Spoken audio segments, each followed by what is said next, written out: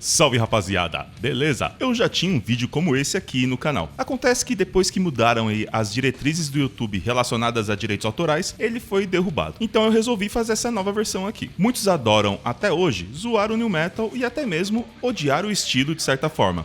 Mas a importância do subgênero, que foi batizado com esse nome pela mídia especializada, foi revitalizar o interesse de um público maior pela música pesada na era pós-grunge, em meados ali dos anos 90 e início dos anos 2000. Essa lista aqui tem algumas diferenças quando comparada à lista do vídeo anterior que eu comentei, e pode também ser diferente daqui a algum tempo se eu a fizer novamente. E é aí que tá a graça quando a gente fala de música e artes no geral. A nossa visão, nossos gostos e forma de interpretar as coisas podem e devem mudar com o passar do tempo. E isso também vale para quando conseguimos enxergar de forma diferente a importância de um álbum em sua época de lançamento e ou até hoje. Nesse vídeo aqui eu vou compartilhar com vocês o meu top 15 álbuns do New Metal, de bandas diferentes. E vale a pena sempre lembrar que esse tipo de vídeo é baseado somente no meu gosto pessoal e não existe verdade absoluta. Ele pode ser totalmente diferente para você. Sendo assim, já deixa aí nos comentários quais são os melhores e ou mais importantes álbuns do New Metal, na sua opinião e gosto pessoal também. Não esquecendo de deixar o like para fortalecer meu corre no YouTube, se inscrever se ainda não é inscrito, ativar o sininho para não perder nenhum vídeo novo e vamos que vamos!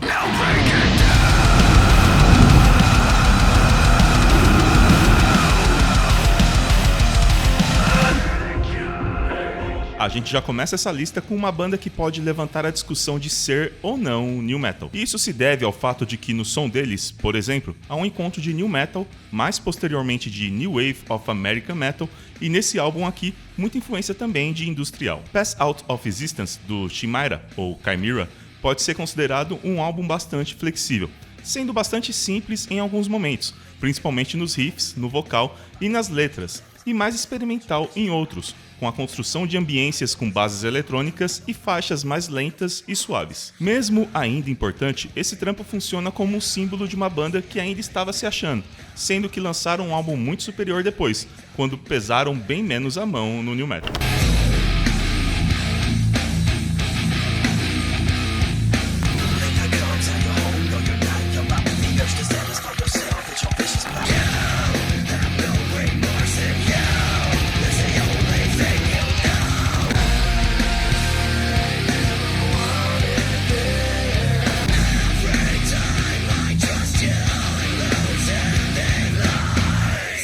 Essa daqui hoje é considerada por muitos como uma banda injustiçada, já que depois de anos, mesmo colecionando muitos trabalhos de estúdio, turnês e participações em grandes festivais, Sevendust não é um nome que vem à mente de grande parte da galera hoje em dia. Mas é impossível deixar de falar da onda gerada, principalmente pelo seu trabalho de estreia de 1997. Tendo como base principal o talento e carisma do frontman Leon Witherspoon, a banda estourou com seu discurso antirracista em faixas como Black e também no hit de estádio Beach. No crossover de Faith No More com Living Colour, a banda canaliza aqui, em faixas cheias de peso e groove, uma música genuína e cheia de emoções.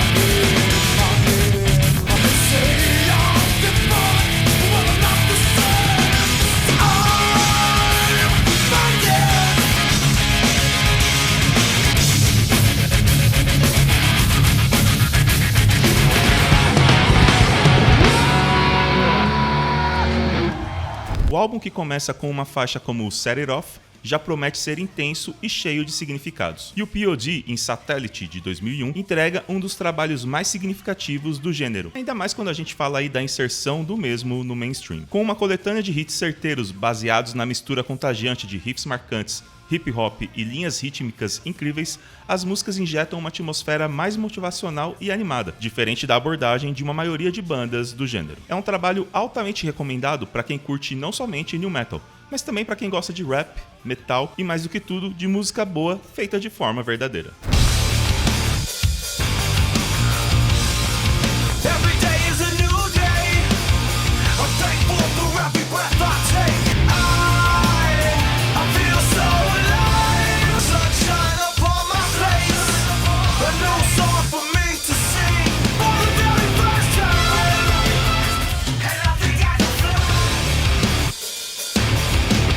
No New metal, assim como em grande parte dos estilos, as bandas são formadas em sua grande maioria por homens. Mas nesse caso, temos uma exceção, uma banda formada totalmente por mulheres e que teve bastante relevância, principalmente na época do seu primeiro álbum, Speed. A banda canadense Kitty era formada em torno da dupla principal de irmãs Morgan e Mercedes Lander, com 17 e 15 anos respectivamente nesse lançamento. Com a mistura de peso do Korn com a atitude mais punk de bandas como Hole e o L7, elas tratavam de temas como sexismo, ódio e ignorância, tendo como base uma música e identidade visual provocativas e bem fora da caixa quando comparado aos hits machões da época.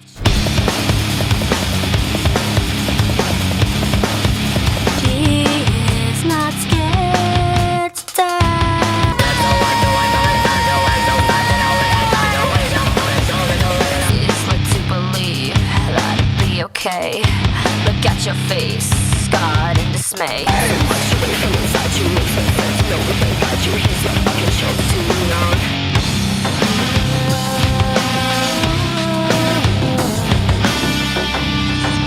Acompanhados pelas inevitáveis comparações com o Slipknot, que sempre ocorreram de forma paralela a quem copiou quem, o Mushroom Head não alçou voos tão altos quanto os Mascarados de Iowa, mas teve bastante relevância, principalmente com o lançamento do seu álbum 13, de 2003. Uma das principais qualidades do som dos caras, sem dúvidas, é a identidade muito forte que as músicas carregam, e como elas misturam thrash, doom, industrial, hip hop, gótico e mais um monte de coisas, e ainda assim fazem tudo soar relativamente coerente. Essa mistura de estilos é o que caracteriza grande parte das bandas que são intituladas como New Metal, já que eram jogadas nesse balaio de forma que era difícil ali rotular o som que estavam produzindo. Foi meio que aconteceu com o Mushroom Head, ainda mais levando em consideração o visual mais incomum e mascarado da banda.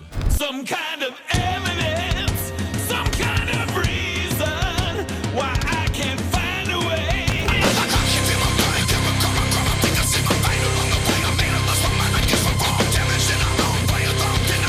Sun doesn't rise at all.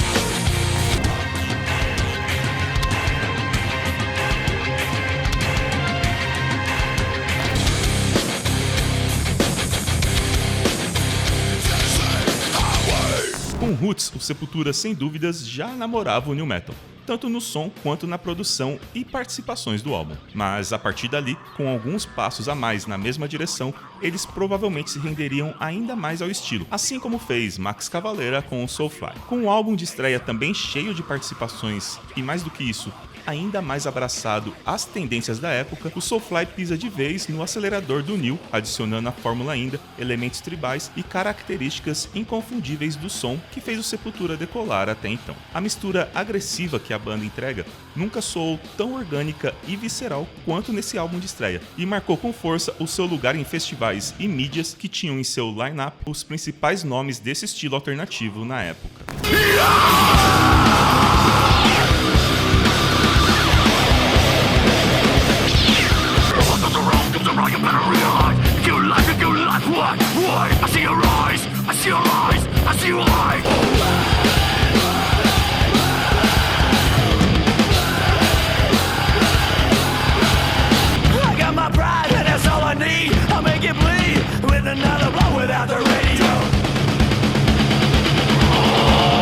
Fazendo também parte, assim como diversas bandas dessa lista, do catálogo da gravadora Roadrunner Records, uma das principais percursoras do estilo, o Cold Chamber teve um impacto imenso com seu álbum de estreia em 1997. A estética meio cybergótica, com maquiagens carregadas, fazia com que muitos os encaixassem em algo como Spookcore, que somava uma atmosfera ainda mais carregada às temáticas de trauma e angústia pessoal, mais comuns nessa vertente de som, a abordagem mais terror do trampo. O vocalista Des Fafara, propositalmente ou não, se afastou dessa pegada mais adolescente ao formar anos depois o Devil Driver, mas já retomou também, durante algum tempo, as atividades com Cold Chamber. E isso funciona como um símbolo de muitos fãs daquela época, que muitas vezes querem se mostrar mais maduros, só que sem deixar de revisitar o seu passado de vez em quando, em nome da diversão.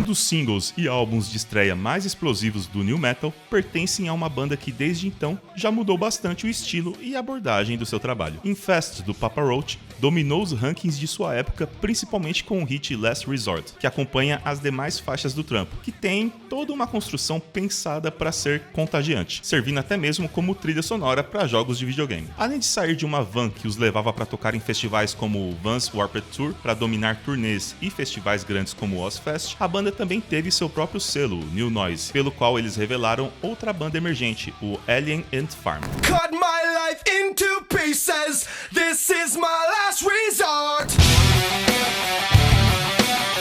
This is my last resort. Would it be wrong? Would it be right? 'Cause I'm losing my sight, losing my mind. Wish somebody would tell me I'm fine. Can't go on. Right. Numa época na qual o Slipknot impulsionou uma onda de bandas que focavam bastante numa abordagem visual mais teatral, uma delas se diferenciou bastante do resto com um álbum chamado LD50, o Mudvayne. A fusão de um Red Hot Chili Peppers do inferno com mensagens carregadas à la Nine Inch Nails era o pano de fundo de um dos trabalhos mais influentes do que a gente pode chamar aí de new metal. Sendo assim, sem dúvidas, além do visual, o diferencial da banda também se apresentava na sua musicalidade, que entregou nesse primeiro trabalho altas doses de progressivo, experimental e math metal.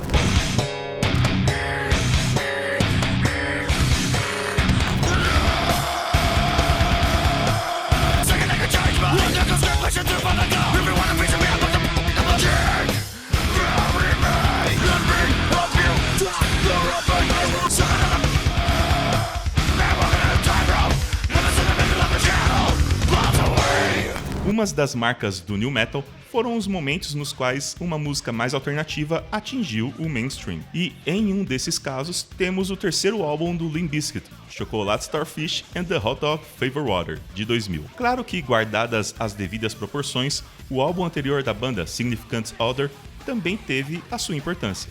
Mas foi com esse lançamento que eles atingiram de vez as massas. A escalada comercial desse trampo foi insana, e ele é recheado de hits que ecoam até hoje nos shows da banda. Além do mais, pelo bem ou pelo mal, todos que viveram aquela época foram atingidos de alguma forma por esse fenômeno que atraiu milhões de fãs pelo mundo todo. Now I know y'all be loving this right here. L-I-M-P, Biscuit is right here. 1, 2, 3 times 2 to the 6. Jonesing for your fix of that Limp Bizkit mix. Hands up, now hands down. Tell me what you gonna do now. Hey rockers, hip hoppers, and everybody all around the world. Rollin', rollin', rollin', rollin'. Um som moderno que flutua entre momentos bons e ótimos até hoje. É assim que a gente pode descrever a carreira do Deftones, que fincou a sua bandeira no primeiro escalão de bandas de festivais com Around the Fur, de 1997. No frenesi único criado pelo instrumental e assinado pelo vocal de Tino, nesse álbum a banda criou o molde do que seria o seu som dali pra frente, sendo que ainda assim esse molde sempre foi flexível o bastante para entregar uma identidade muito marcante que sempre se manteve criativa o suficiente. Esse trampo é cru e bastante incisivo em desfazer os nós que poderiam tentar prender a banda em balaios de estilos e rótulos. Mas assim como em diversos outros casos, chamamos de new metal e aguardamos para assistir aqueles que forem fisgados se viciarem no som do Deftones.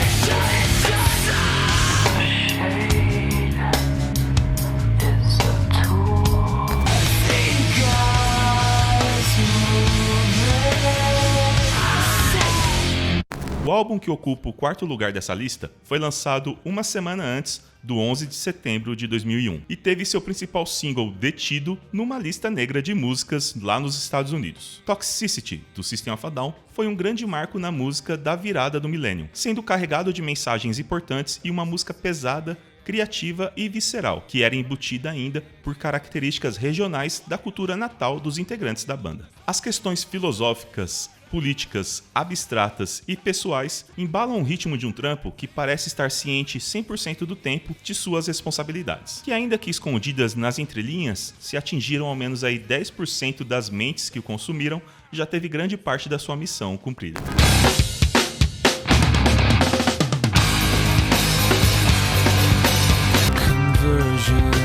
Software version 7.0. Yo! What are you on the wall? How do you on disorder? More wood for their fires, loud neighbors.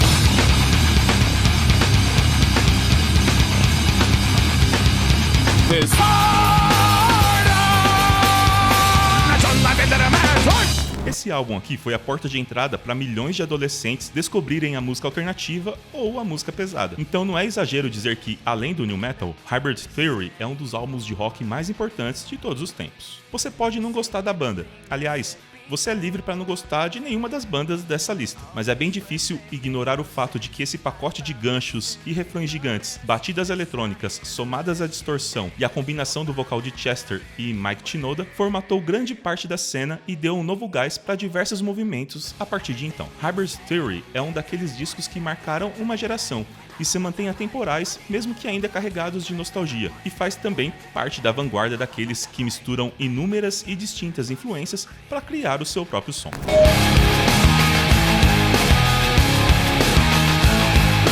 All these words, they make no sense.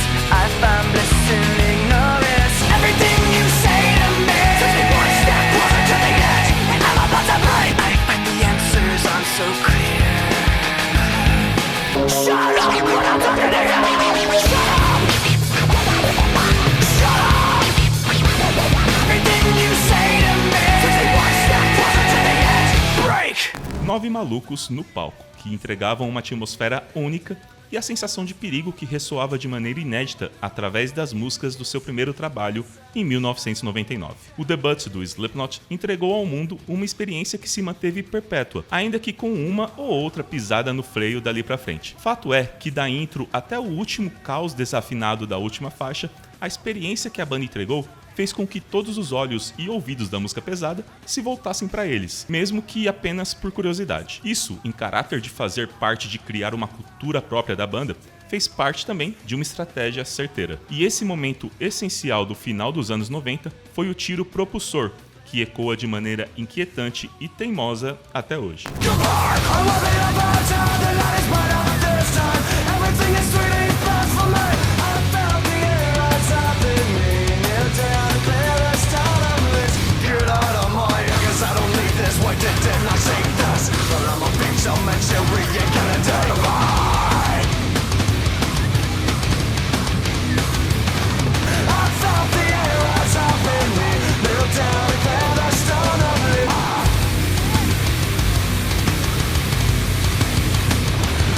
Evitando técnicas e tendências tradicionais, era difícil ou até mesmo impossível prever o que se tornaria essa banda depois do seu álbum de estreia. O Korn, em 1994, lançou seu debut e inaugurou não só uma carreira que ascendeu de forma impressionante, como também criou novas lacunas que seriam preenchidas por centenas de bandas a partir disso. Ao remodelar a música que amavam com guitarras de 7 cordas e inúmeros pedais de efeitos, a banda uniu esse mundo estranho ao hip hop e ao funk, deixando tudo ainda mais inusitado quando somado à fórmula o vocalista Jonathan Davis, com seu ar gótico e confessional numa espécie de versão recalchutada e mais descontrolada do The Cure. Esse trabalho de estreia foi um triunfo criativo, mas não imediatamente um sucesso comercial, sendo que pouco tempo depois, tendo seu nome espalhado em turnês com performances originais, de maneira relativamente rápida, o reconhecimento veio e deixou marcada a sua importância e representatividade naquilo que a gente pode considerar como a criação de um novo estilo de música.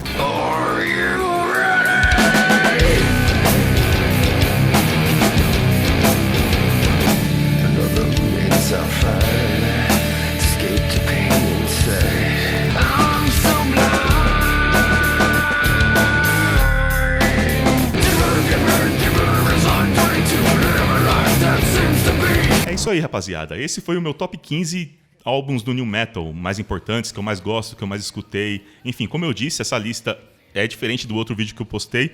e pode ser diferente, quem sabe, daqui uma semana, nunca se sabe. Como eu disse no começo do vídeo, essa é a grande graça aí da música, né? Você muda, você começa a interpretar as coisas de maneira diferente, enfim. Dito tudo isso, deixa aí embaixo qual seria o seu top 15 álbuns do New Metal. Não esquecendo que se você curte vídeos desse tipo e curte também o meu trampo aqui no YouTube, é muito importante você deixar o like aí pra eu saber e também pra fortalecer aí o alcance do canal. Não esquecendo de se inscrever, ativar a notificação, compartilhar com os amiguinhos e com os inimigos, porque se Satanás quiser, tamo aí na próxima. Valeu!